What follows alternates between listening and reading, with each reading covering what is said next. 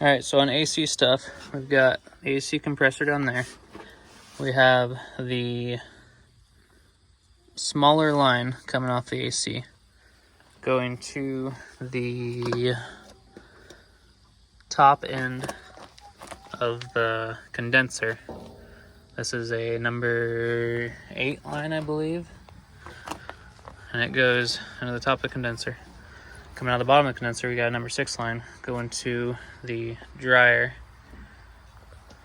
with the, it's a pressure switch built into the side of the dryer, and that actuates when the compressor turns on and off. We got one wire going to it and one wire coming from the evaporator to that switch. Coming out of the dryer, we got another line, medium-sized line, going to the evaporator,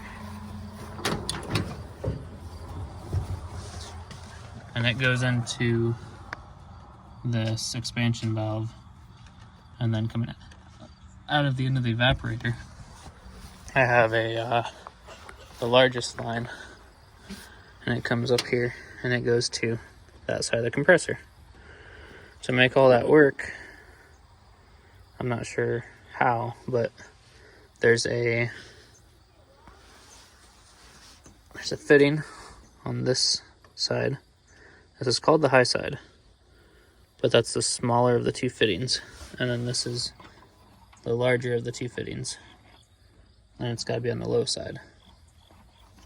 Or maybe this is the high side and that's the low side, I don't know, but the bigger of the two fittings goes on your dryer side, on the smaller line side of your unit, and then that smaller fitting, smaller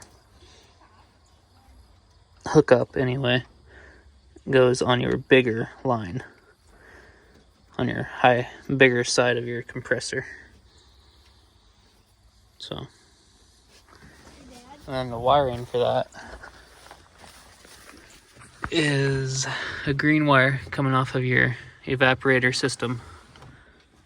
You just hook that up to the pressure switch, and then the other side of the pressure switch goes to your compressor. And then the red wire is your 12-volt source. And that's basically all it takes to power up